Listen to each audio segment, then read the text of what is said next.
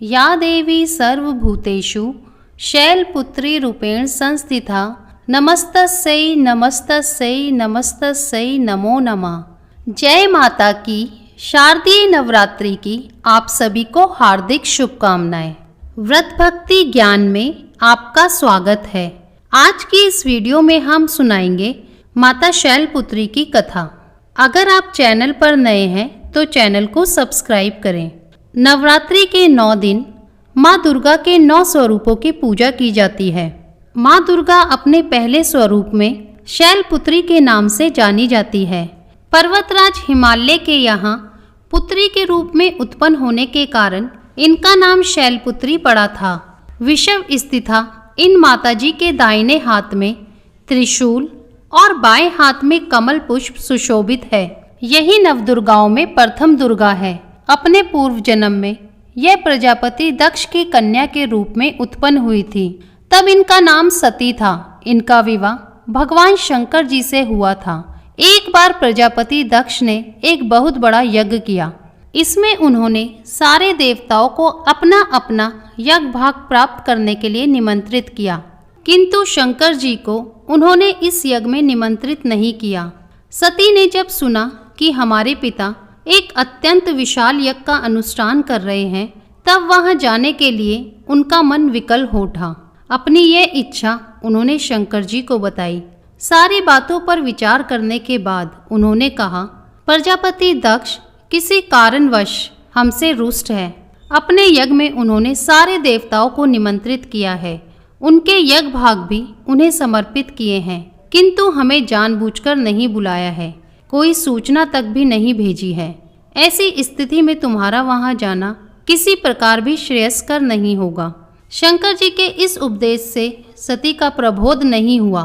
पिता का यज्ञ देखने वहां जाकर माता और बहनों से मिलने की उनकी व्यग्रता किसी प्रकार से भी कम ना हो सकी।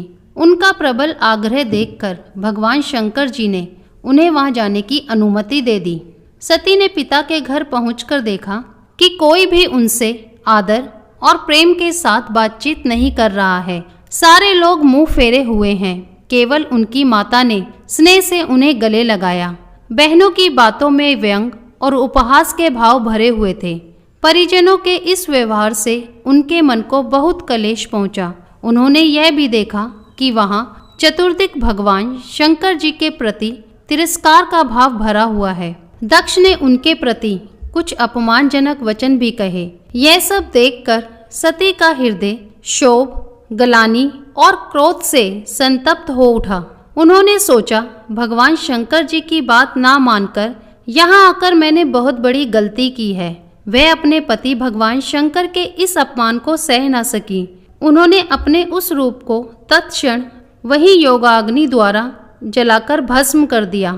वज्रपात के समान इस दारुण दुखद घटना को सुनकर शंकर जी क्रुद्ध हो गए।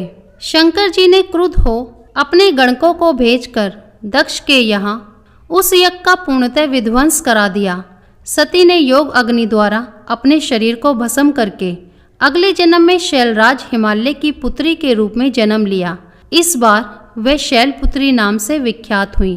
पार्वती, हेमवती भी उन्हीं के नाम है। उपनिषद की एक कथा के अनुसार इन्होंने हेमवती स्वरूप से देवताओं का गर्व भंजन किया था। शैलपुत्री देवी का विवाह भी शंकर जी से ही हुआ। पूर्व जन्म की भांति इस जन्म में भी वह शंकर जी की अर्धांगिनी बनी।